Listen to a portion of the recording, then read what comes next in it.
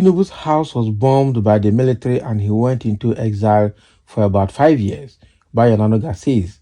So what is generating this talk now? Why is Bayo saying this?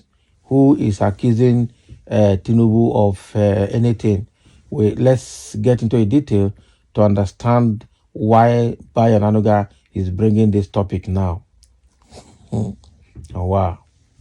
The special advisor to the president on information and strategy, ONANUGA, emphasized that Bola Tinubu played pivotal role in advocating for democracy in Nigeria. ONANUGA highlighted Tinubu's active opposition to military rule after the annulment of the June 12, 1993 presidential election. So during this tumultuous period, Tinubu's residence was targeted by the military bombing, compelling him to spend about 5 years in exile. Okay, so speaking with TVC, ONANUGA underscored Tinubu's effective resource mobilization and his ability to unite like-minded individuals during his exile contributed significantly to the ongoing democratic strides in the nation. Contrary to some accusations, ONANUGA clarified that Tinubu does not endorse a one-party state and is in fact a committed advocate for a robust opposition. Encouraging political parties like the PDP, ONANUGA urged them to refrain from attributing their challenges to Tinubu or the judiciary.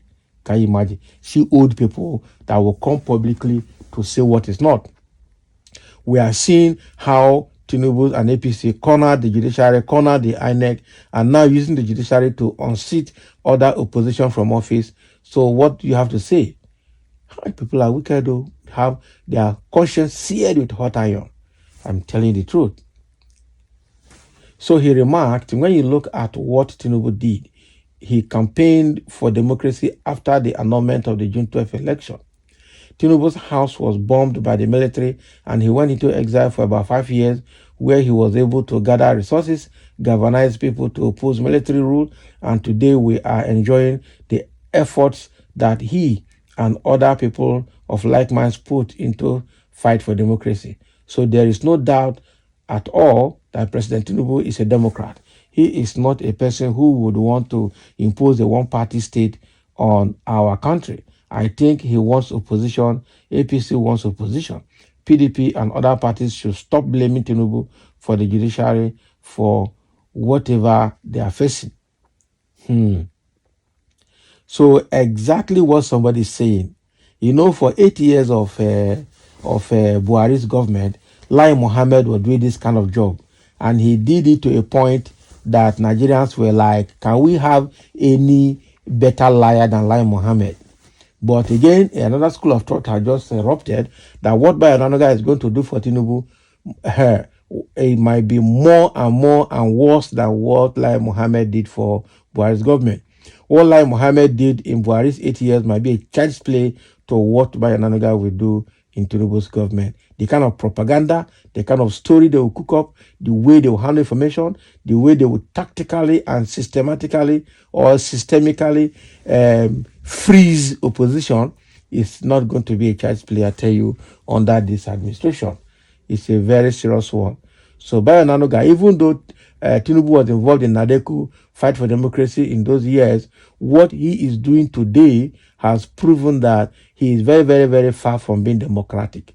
And the allegation that he is trying to turn Nigeria into one-party state is also not very far from the truth. Looking at how the executive arm of government under Tinubu today is influencing the judiciary, has influenced the INEC nationwide, has influenced the security system, the military, and everywhere, you know that we're already going to a one-party state, whether we like it or not. Except there's divine intervention, nothing is going to stop it. Because what they're trying to do is to ensure that the other political parties like the PDP and the Labour Party, who are the strongest opposition, will have no voice by 2027. That's exactly what they're doing. They've planted all their spies in those parties to continue to sabotage the party. We can see exactly what Arabambi is doing from Ogun State against Labour Party nationwide. We can see what the Papa group in Lagos is doing against Labour Party. We can see what Wike is doing in PDP. So at the end of the day, you see that they have planted their structure to destroy both Labour Party and PDP, who are the strongest opposition as of today. We can see what Dejade Anju and the likes of Reno Mokri is doing. Even Dejade Anju, we can't hear his voice anymore. The guy has gone quiet. Only God knows what is happening to him. But Reno Mokri is refusing to be tired. He claims to be in PDP, but is still destroying Labour Party on behalf of APC. I don't understand. I tell you, these guys are. ONANUGA is obviously not telling Nigerian the truth. He's just saying what he has to say to, to please his paymaster. This is not correct. Let's dive into the details. Into some comments and some reactions coming from a few individuals. Someone say complete lies. What was TINUBU in June 12 struggle? This ONANUGA of Tempo magazine, okay, filled with lies, cannot change even as an old man. Quite unfortunate. Another lie Mohammed. Yes, so another lie Mohammed has loaded. Someone say you are nothing but foolish Obidog. Okay, where was Obidog and all his Obidog? Can you imagine? When Nadeku and Tinubu were fighting the military junta to enthrone democracy in Nigeria. Now democracy has come and Biafrans are crying for presidency. Can you imagine what this one is saying here? Okay, and another person is countering that to say they can only deceive their fellow gullible APC members. Okay, where was Tinubu address? We are all here during the time of General Abacha. We know what happened, but today every Yoruba man now claims his family was bombed. Someone say, please God, what was the address of Tinubu's house that was bombed? We need to know the address, because lie is loading.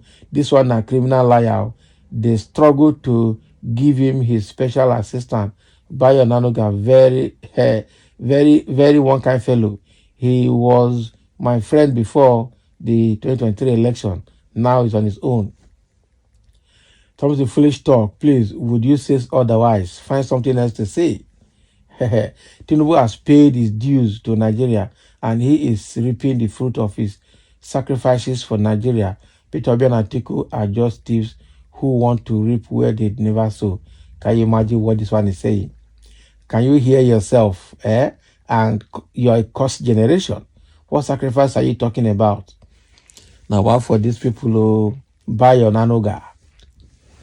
Old people, when you look at their face, how can somebody be telling lies from childhood into old age without fear, without shame, without fear of God in their heart? Hi, Nigeria. God will help us. Only God knows where we are going with this kind of people as leaders. It's quite an unfortunate situation that Nigeria has slided into a point where people with integrity issues are now making decisions for over 250 million Nigerians. Quite an unfortunate situation. So thank you for listening, and let's have your comment over what is coming from ONANUGA.